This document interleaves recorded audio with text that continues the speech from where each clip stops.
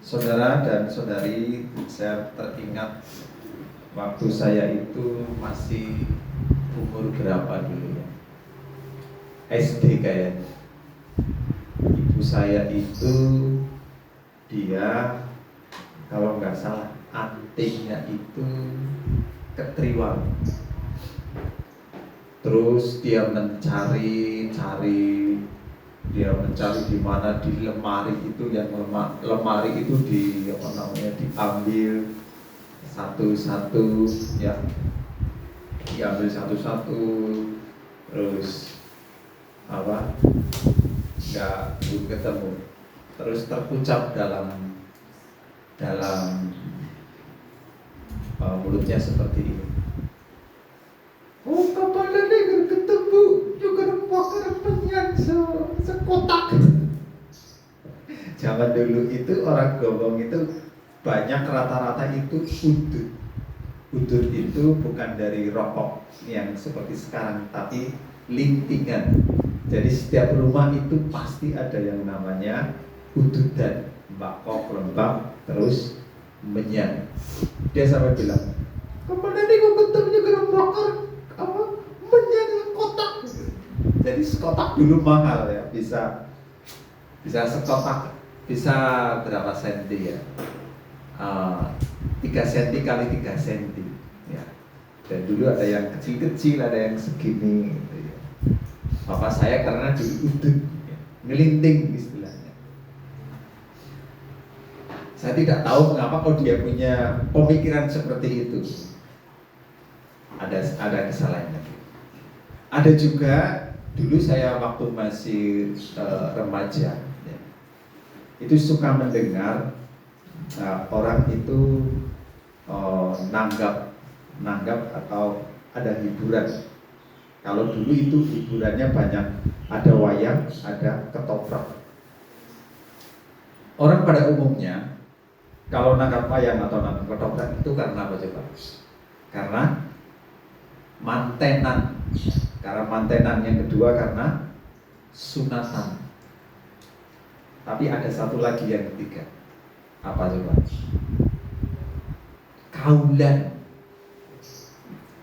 Kaulan atau kalau bahasa kita ya syukuran ya, mensyukuri. Istilahnya kalau dalam bahasa Alkitab ya nasar. Seperti orang mengatakan kayak gini. Kok kapanane anakku nek mari nyoba garap nanggap ketoprak. Nah, itu.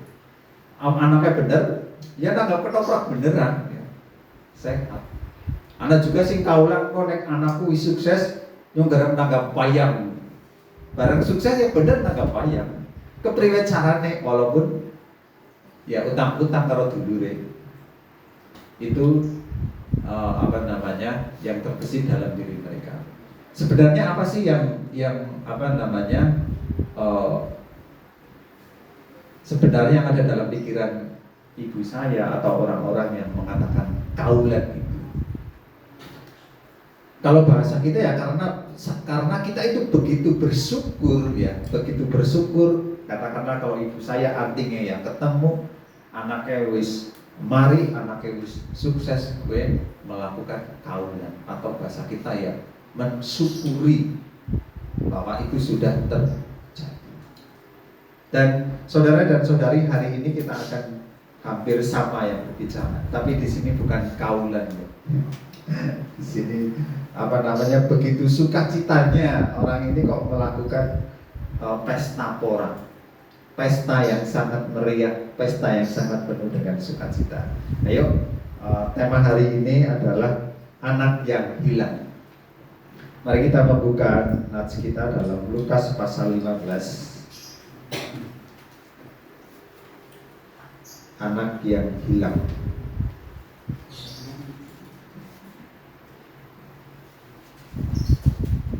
Lukas pasal 15 ayat yang ke-11 sampai yang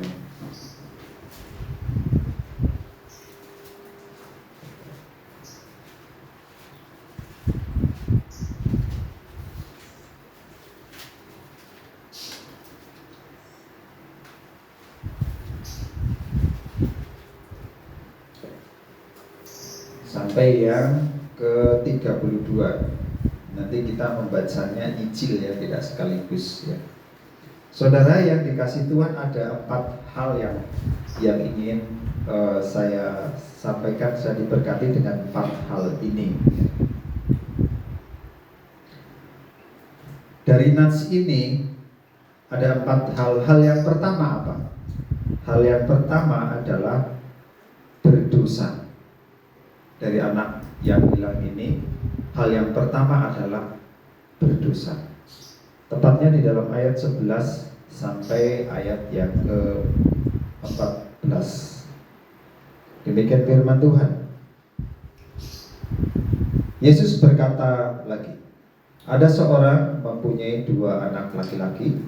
Katanya yang bungsu kepada ayahnya, Bapak, berikanlah kepadaku bagian harta milik kita yang menjadi hakku. Lalu ayahnya membagi-bagikan harta kekayaan itu di antara mereka. Beberapa hari kemudian anak bungsu itu menjual seluruh bagiannya itu, lalu pergi ke negeri yang jauh. Di sana ia memboroskan harta miliknya itu dengan hidup berfoya-foya. Setelah dihabiskannya semuanya, timbullah bencana kelaparan di dalam negeri itu, dan ia pun mulai melarat. Saudara yang dikasih Tuhan, apa yang terjadi dengan anak yang hilang ini ketika dia meminta warisan kepada orang tuanya? Mengapa saya mengatakan berdosa? Di mana anak yang bontot ini atau anak yang bungsu ini dia berdosa kepada bapaknya? Ada bahasa mengatakan, nek wong tuane isi urip njaluk warisan kuwi ya saru. Orang memper. Lho ngisi urip wong tuane kok njaluk warisan. Enggak pada umumnya. Apalagi ini di tempat zaman Yahudi pada waktu itu. Zaman sekarang pun nek melakukan seperti itu ya kebangetan banget istilahnya. Wong tuanya masih hidup, masih ada, dia minta warisannya untuk segera dibagi. Kayak apa? Bagaimana perasaan orang tua ketika mendengar itu? Ada sedih, ada menyesal, tapi mungkin juga ada kebangetan. Wis tak gede kena, wis tak uripi. Kowe malah saru maring wong tua.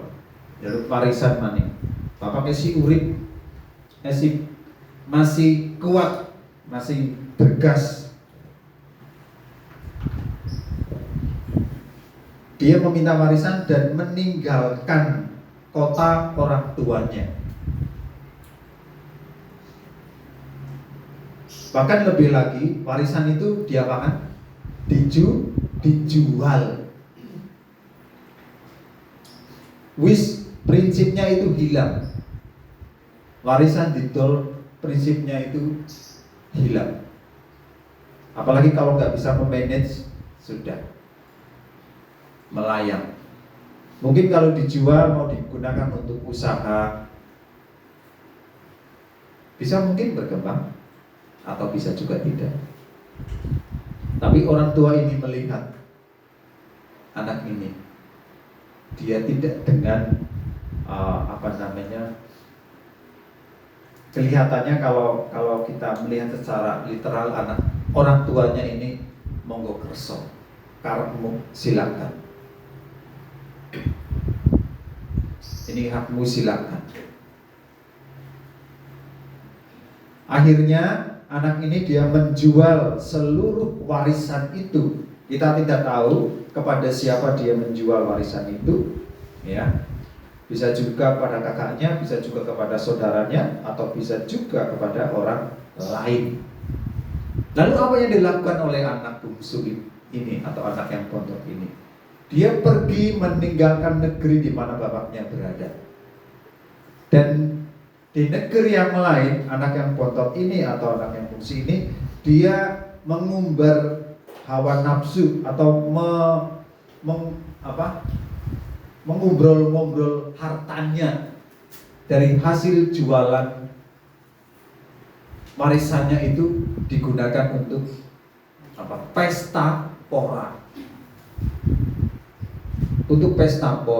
untuk main main judi mungkin ya, judi, untuk main perempuan bisa juga ya, untuk minum-minum bisa juga. Jadi anak yang bungsu ini dia merasa bahwa dia telah merdeka. Aku merdeka, aku memiliki harta yang begitu banyak dari hasil warisan penjualan warisanku. Berfoya-foya, bahkan kalau boleh dikatakan anak bungsu ini dia sombong, merasa diri dia mampu. Bisa juga dia mentraktir teman-teman di kota yang di mana dia berada. Dia merasa bisa, dia merasa kuat, dia merasa inyong lo, esi bergas, engkontong bisa boleh maning, merasa kuat. Saudara yang terkasih dalam Tuhan Yesus Kristus, anak yang bungsu ini, kalau boleh saya mengatakan di sini, berdosa. Apakah kita kadang juga seperti anak bungsu ini?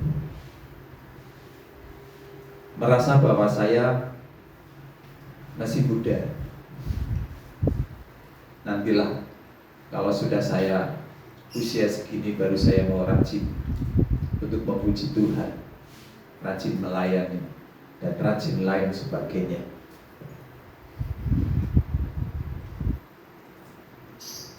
Dan kita masih berpesta pora, melakukan apa yang kita senangi, melakukan apa yang kita sukai.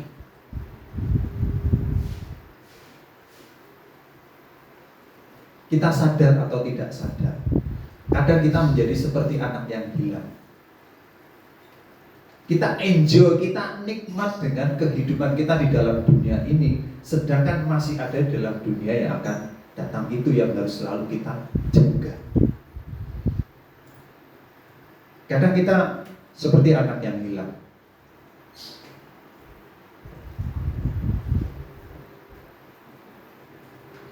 Tadi si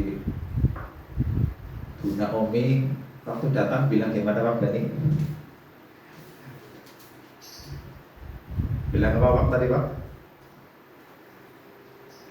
Ibu bilang apa Bu tadi waktu Ibu datang? Bilang apa Bu tadi Bu? Saya lupa.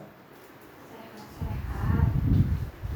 Bukan, Bu Naomi sendiri yang bilang dia. Iya. Nek orang kok orang mangkat-mangkat. Gimana kabarnya Mak? Sehat terus. Katanya kemarin kenapa gitu ya, ini boyoknya gitu.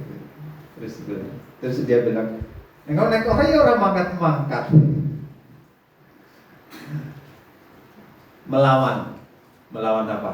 Melawan sakit, melawan beban. Perjuangan ya. Kita semua berjuang untuk melawan beban, melawan sakit, melawan ada kesibukan di tempat lain, melawan keindahan-keindahan yang seharusnya kita datangin, tapi kita memilih untuk duduk diam mendengar firman Tuhan. Walaupun firman Tuhan tidak hanya di tempat ini, ketika kita renungan pagi itu juga ada firman Tuhan, tetapi lebih menjadi kuat di saat kita berkumpul bersama saudara seiman. Karena di mana seperti sapu lidi, nek siji go nyapu ya angel, tapi ngerake go nyapu ya cepat resik. Itu prinsip yang harus kita miliki. Kadang kita melihat Bu Feby sedang didakpir, kita pulang aku mau mendoakan dia. Kita melihat yang lainnya, aku sedang kesulitan ekonomi, kita pulang, aku teringat dengan saudariku yang ini, aku mendoakan. Ada sukacita, ada beban, ada kita saling memiliki, mengingatkan satu dengan yang lainnya. Jadi kita tahu kabar mereka. Jadi kadang kita juga seperti anak yang hilang, saudara yang dikasih Tuhan. Kita menggunakan waktu semau kita berfoya-foya, kita berpesta-pesta, dan kita tidak menyadari. Yang kedua apa yang dilakukan oleh anak yang hilang ini atau anak yang botot ini? Ayat 15 sampai 19.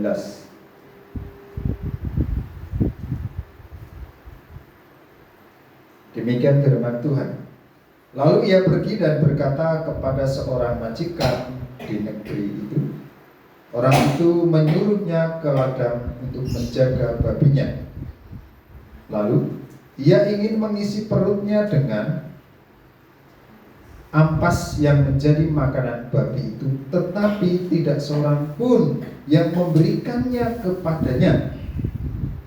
Lalu ia menyadari keadaannya, katanya, betapa banyaknya orang upahan Bapakku yang berlimpah-limpah makanannya, tetapi aku di sini mati kelaparan.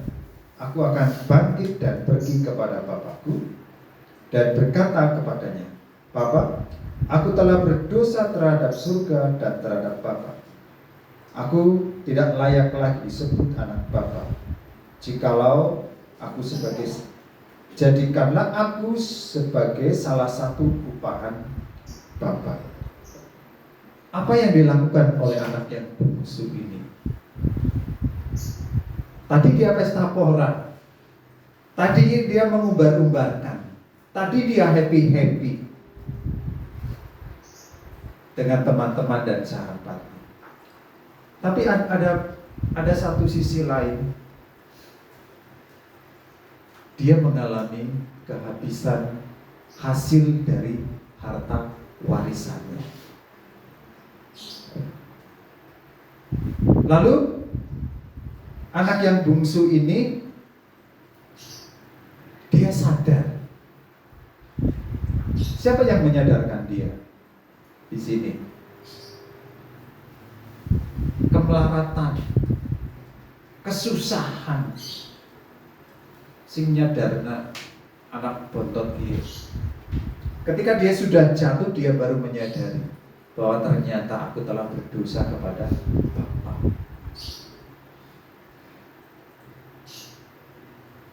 Kita lihat ketika dia bekerja di ladang, dia ingin makan makanan ampas babi itu. Apa yang terjadi? Tidak ada yang memberi. Loh, ini ampas babi kok? Ini ampas babi. Ini seorang kanggo gawe mbok panganan kewan. Tapi tidak ada yang memberi. Dan anak bungsu ini dia semakin terenyuh, semakin teringat bagaimana keluarganya di dalam rumahnya itu ada banyak makanan di rumahnya. Di tempat bapaknya banyak makanan. Di tempat bapaknya mungkin tidurnya juga lebih nyaman daripada di kota lain ini atau di tempat lain ini.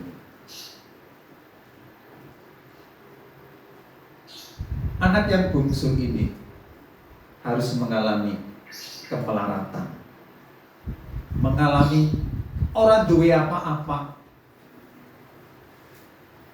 mangan be susah, ampas babi, kepengin orang sing awal, banget susah, nelangsa kok, anak sing bungsu iki.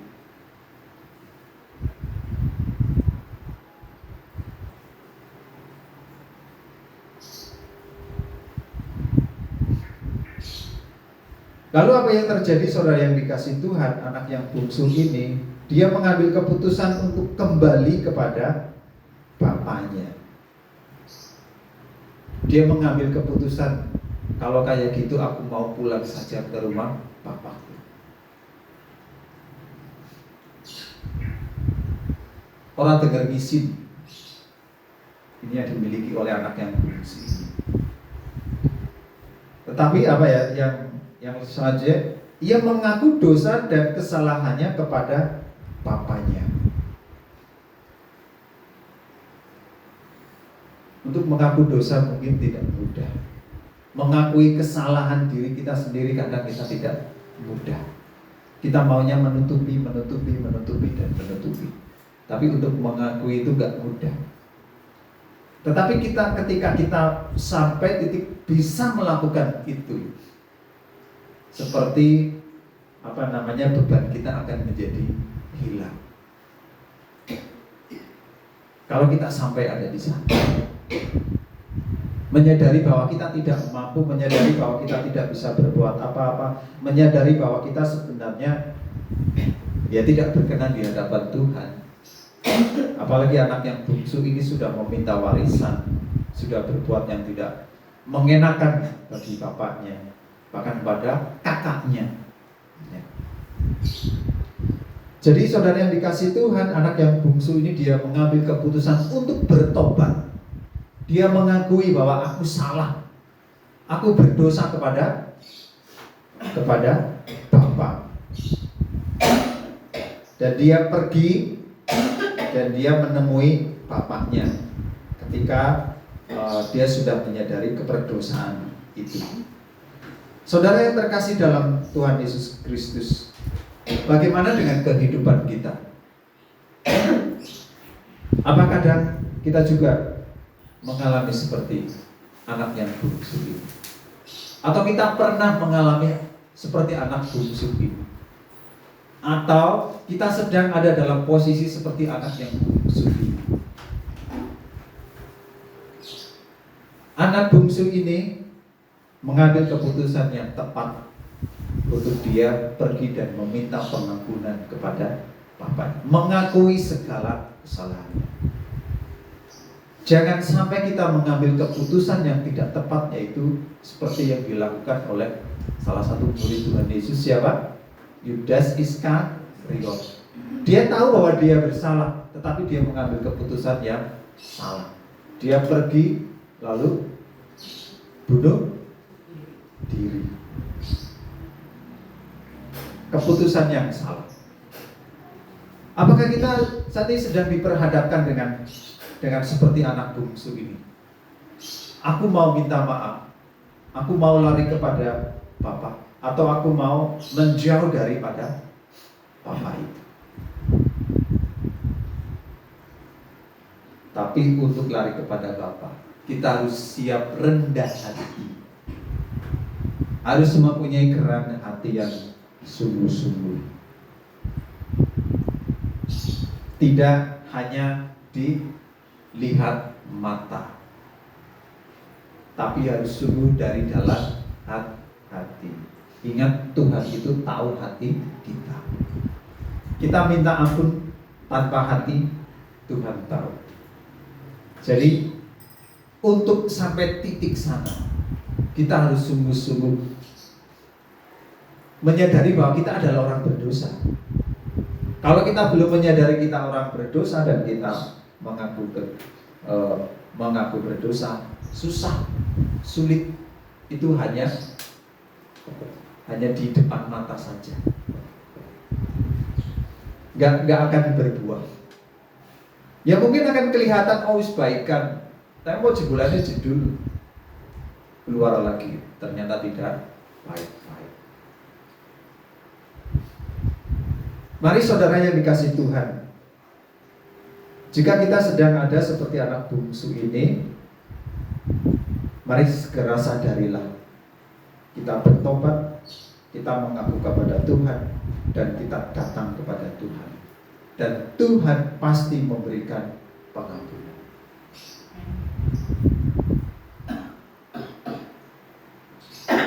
Yang ketiga, saudara yang dikasih Tuhan, pengampunan. Ayat yang ke-20 sampai 24. Demikian firman Tuhan. Maka bangkitlah ia dan pergi kepada bapaknya. Ketika ia masih jauh, ayahnya telah melihatnya, lalu tergeraklah hatinya oleh belas kasihan. Ayahnya itu berlari mendapatkan dia, lalu merangkul dan mencium dia. Kata anak itu kepadanya, "Bapa, aku telah berdosa terhadap surga dan terhadap Bapa. Aku tidak layak lagi disebut anak Bapa." Tetapi ayah itu berkata kepada hamba-hambanya, "Lekaslah, bawa kemari jubah yang terbaik, pakaikanlah itu kepadanya, dan kenakanlah cincin pada jarinya, dan sepatu pada kakinya. Dan ambillah anak lembu tambun itu, sembelihlah dia, dan marilah kita makan bersukacita. Sebab anak ini telah mati dan menjadi hidup kembali. Ia telah hilang dan didapat kembali." Maka mulailah mereka bersukaria. Apa yang dilakukan oleh bapak ini ketika melihat anaknya itu pulang? Senang? Luar biasa. Siapa yang interaksi pertama kali ketika anaknya itu pulang? Siapa? Anaknya apa bapaknya? Bapaknya ya. Bapaknya apa? Lari. Di sini kalau di dalam nas ini ditulis ayahnya lari menyambut anaknya yang hilang itu.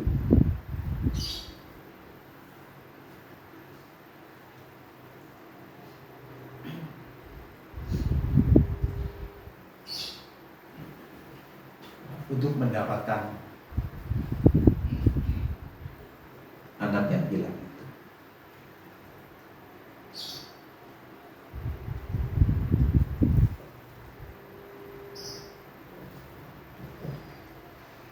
Kalau saya menulis di sini, bapaknya melihat, terus tergeraklah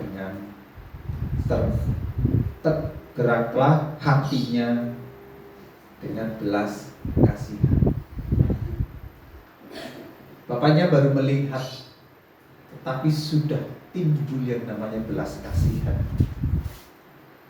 Saya kira bapak ini punya ikatan batin dengan anaknya yang ketika dia mau makan minta makanan babi pun tidak ada yang mengasih.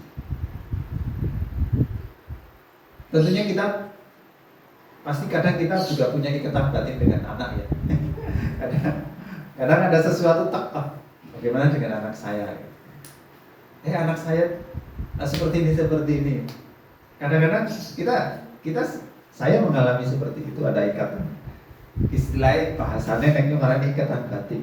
Ada perasaan yang sama yang ketika anak saya mengalami ini, kadang tidak mengalami seperti itu.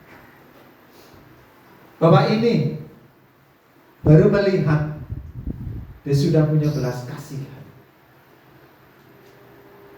Dia lari mendapatkan anaknya yang bungsu ini.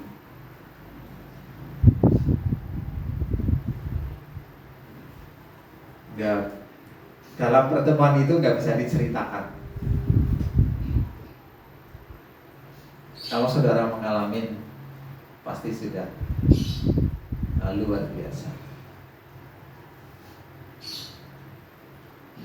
Ini anaknya belum ngomong loh sama bapaknya.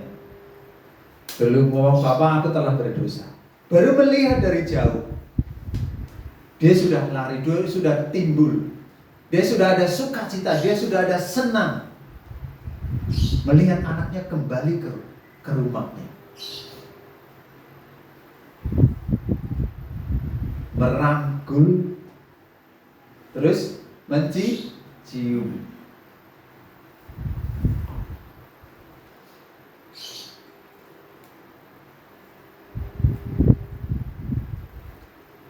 Anaknya lari mendapatkan dia, mengangkat dan menerima dia. Bahkan apa yang dilakukan oleh bapaknya? Bapaknya meminta berikan kepada dia jubah. Berikan kenakan cincin pada jari. Kenakan sepatu pada kakinya.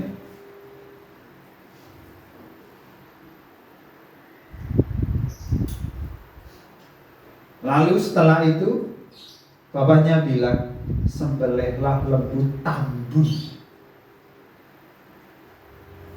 Marilah kita makan bersama-sama dengan sukacita.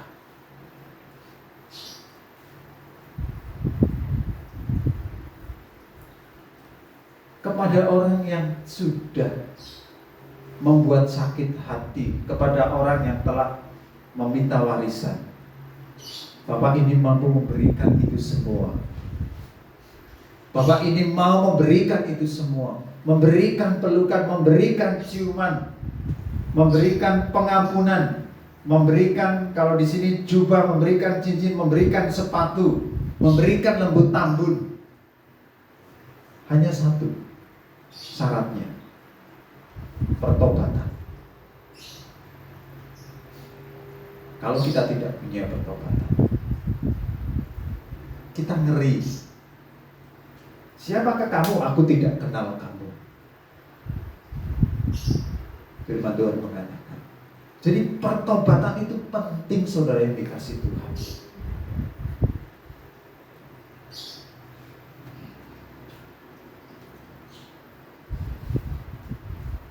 Tuhan hanya butuh kita bertobat, mengaku bahwa saya orang berdosa. Dan setelah itu Tuhan itu selalu terbuka pada mereka yang bertobat, yang mengakui. Bukan orang yang ngeyel, bukan orang yang merasa suci, bukan orang yang merasa sombong, bukan orang yang merasa pintar, bukan orang yang merasa sudah terkenal. Tapi Tuhan suka kepada orang-orang yang sungguh-sungguh dia menyadari siapa sih nyong. Kalau bahasanya Ibu Bebi nama Bu? Kulo niki sinten jeneng. Nyong sapa naring dunya ki awak betina tambah kisut, tambah cilik, rambut tambah putih, melaku tambah bongkok, tambah sikil. Kulo niki sinten. Kalau kita tidak menyadari, merasa bahwa kita kuat, mampu, seperti dia ketika masih mempunyai harta, tak selamanya kita hidup di dalam dunia ini. Jadi manfaatkan sebaik mungkin ketika kita masih ada di dalam dunia ini. Jangan main-main. Ayo nikmatilah, bersekutulah dengan Tuhan. Tuhan yang memiliki dunia ini, tapi Tuhan juga mau supaya kita menyadari bahwa kita siapa sih di dalam dunia ini. Kita bukan siapa-siapa yang hidup sementara. Dan Tuhan akan memberikan segalanya kalau kita mampu mempunyai hati yang bertobat, mau belajar, mau mengakui. Kuncinya itu. Ya, kita kadang memang perlu belajar yang lebih tinggi, ya kita perlu. Tapi tidak boleh dilupakan yang namanya pertobatan.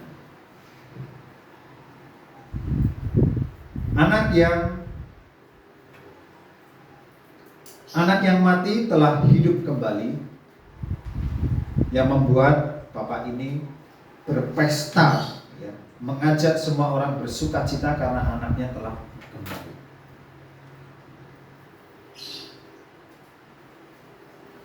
Jadi mari saya ingin mengajak kita semua. Tuhan selalu menyambut kita kapanpun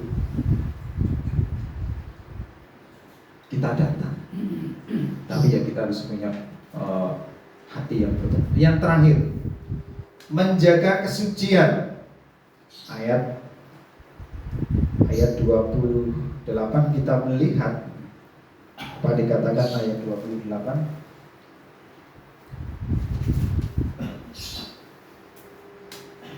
Ayat 28 berkata, maka marahlah anak sulung itu dan ia tidak mau masuk. Lalu ayahnya keluar dan berbicara dengan dia. Menjaga kesucian. Ini anak kakaknya. Kakaknya marah ketika adiknya pulang. Jadi sepertinya kakaknya gak setuju kalau dia kembali. Ternyata kakaknya dia masih punya kebencian karena adiknya itu wis warisane dijaluk kok bali maning.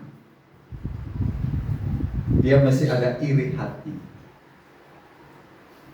Ternyata yang ada dalam satu sama dengan bapaknya itu ternyata bisa juga timbul yang namanya iri hati. Padahal dia punya segalanya bersama dengan bapaknya. Dia mau melakukan apa tuh bisa. Tapi ternyata bisa. Jadi ketika kita ada di dalam gereja pun, ketika kita sudah berdoa pun, ketika kita sudah beribadah pun, mungkin kita jatuh dalam dosa. Mungkin kita harus menyadari hal itu. Saya yang berdiri di sini menyampaikan firman Tuhan bisa jatuh dalam dosa? Bisa. Jadi tidak ada yang tidak mungkin kita selama dalam dunia ini. Semua masih bisa.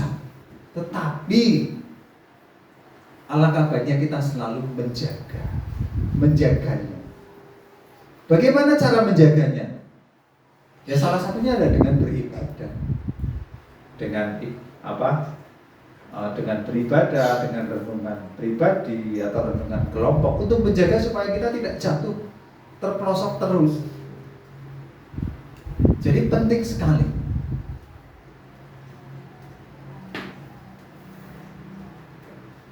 Ayat yang ke-29. Tetapi ia menjawab ayahnya, katanya, telah bertahun-tahun aku melayani Bapa dan belum pernah aku melanggar perintah-perintah Bapa. Tapi kepadaku belum pernah Bapa memberi seekor anak kambing untuk bersukacita dengan sahabat-sahabatku. Dia bilang apa? Tapi jawabnya, telah bertahun-tahun aku melayani Bapa. Ini sombong. Ini merasa bahwa dia sudah melakukan yang terbaik. Tapi ternyata melakukan yang terbaik juga bisa sombong ya. Ujung-ujung melakukan dia kok melakukan dia. Tapi ternyata itu Nah, kalau kita mengatakan nyobus melayani Tuhan, nyobus melakukan ini dan itu, nyobus melakukan penginjilan kok. Ternyata itu juga bisa timbul yang namanya kesombongan. Jadi hanya Tuhan yang tahu. Jadi apa yang kita lakukanlah. Nggak perlu kita mengumbar kepada yang lainnya. Ternyata kesombongan itu dapat muncul dalam kita sebagai orang percaya itu bisa. Karena kita nggak menyadari bahwa itu sombong. Dan kadang orang lain yang mengatakan, oh ternyata itu tidak. Ada teman saya mengatakan, kayaknya nggak ada kesaksian, gitu. Tapi nggak ada kesaksian, kayak kesombongan, kayak memuliakan nama Tuhan, atau mana ya? Dia bilang gitu, kayaknya nggak ada kesaksian, tapi nggak ada kesaksian ngomong, kayak kesombongan, apa dia memuliakan Tuhan, apa dia memberkati bapak ibu semua. Jadi dia bagus, dia sampaikan itu. Kadang kita agak menyadari. Tapi ya kita sampaikan aja. Hanya Tuhan yang Tuhan tahu. Bukan jangan berarti kita takut untuk bersaksi loh ya. Bersaksilah. Karena kadang kita juga diberkati dari semua kesaksian itu. Ayat yang ke-30. Tetapi baru saja datang anak bapa yang telah memboroskan harta kekayaan bapa bersama-sama dengan pelacur-pelacur, maka bapa menyembelih anak lembu tambun itu untuk dia. Dia membandingkan anaknya yang sudah pergi bersama pelacur-pelacur sedangkan dirinya di situ. Membanding-bandingkan. Jadi saudara yang dikasihi Tuhan, mari kita sebagai orang yang percaya di tempat ini, dalam renungan firman hari ini, sadarilah bahwa siapakah kita orang berdosa. Dan sadarilah kita perlu untuk bertobat terus-menerus sebagai orang percaya di dalam dunia ini. Bukan berarti setelah bertobat kita tidak jatuh dalam dosa. Masih ada kemungkinan kalau tidak bisa menjaga, kita bisa juga jatuh dalam dosa. Dan percayalah bahwa Bapa di surga itu memberikan pengampunan kepada kita yang datang dengan tulus, datang dengan pertobatan yang tulus. Kita sungguh-sungguh menyadari bahwa kita itu berdosa. Kita perlu itu, perlu kita sadar dulu. Kalau kita belum sadar, tidak bisa. Kalau kita belum sadar bahwa kita berbuat dosa, kita susah untuk mengalami connect dengan Tuhan. Bahkan mungkin kalau tadi saya mengatakan ada ikatan batin, mungkin kita tidak bisa ikatan batin dengan Bapa di surga kalau kita belum sungguh-sungguh bertobat. Jadi kita harus menyadari dulu bahwa saya berdosa, baru Tuhan itu akan klik, oh ternyata anakku ada di sana, dia telah bertobat. Dan Bapa akan merangkul kita, mencium kita, bahwa tidak pernah menolak sejauh mana, sebanyak apa dosa yang telah kita lakukan. Setelah kita mendapatkan pengampunan sebagai orang percaya, kesucian perlu untuk dijaga atau menjaga kesucian. Mari saudara yang dikasihi Tuhan, kita menggunakan waktu kita sebagai orang percaya di tempat ini seperti anak yang hilang, yang kita mau kembali menyadari bahwa kita orang berdosa dan kita perlu pertobatan, dan Bapa akan datang. Dan setelah Tuhan berikan pengampunan, Tuhan akan kita harus menjaga kesucian kita sebagai orang percaya. Mari kita berdoa. Bapak, terima kasih, kami bersyukur karena Engkau Allah yang telah memberikan pengampunan kepada kami. Kami menyadari Tuhan siapakah kami. Kami bukan siapa-siapa. Firman Tuhan mengatakan kami seperti titik air dari timba, yang jatuh dari timba. Sebenarnya kami tidak punya nilai apa-apa, sedikit. Tetapi itulah Engkau begitu menghargai akan ciptaan. Terima kasih karena Engkau begitu menghargai. Bahkan Engkau menjadikan kami biji mata-Mu. Bahkan Tuhan, Engkau telah siapkan bagi kami di tempat di surga nanti. Tuhan, Kau berikan tempat yang begitu megah bagi kami. Terima kasih Tuhan atas baju putih yang sudah Engkau berikan kepada kami. Ajarkan kami menjaga baju putih ini, supaya di saat ada tetesan kotoran, kami menyadari dan kami harus segera untuk bertobat. Kadang kami makan soto, ada tetesan kuah soto. Kadang mungkin kami makan sate, ada tetesan kotoran dalam baju putih itu. Ajarkan kami untuk segera membersihkannya. Tidak tunggu nanti, tapi kami harus segera. Dan terima kasih, kami mau percaya Roh Kudus itu yang sudah Engkau berikan pada kami, yang selalu menolong kami, bahwa pakaian kami adalah pakaian yang putih. Jadi kami harus menjaga sebaik mungkin. Kami tidak boleh sembarangan menggunakan baju putih ini, yaitu baju kehidupan, yaitu baju yang Kau berikan kepada kami sebagai orang. Terima kasih, kami siap Tuhan, dan kami mau untuk menjaga kesucian yang telah Kau berikan kepada kami. Terima kasih, di dalam nama Yesus kami mengucap syukur atas firman ini. Haleluya. Amin.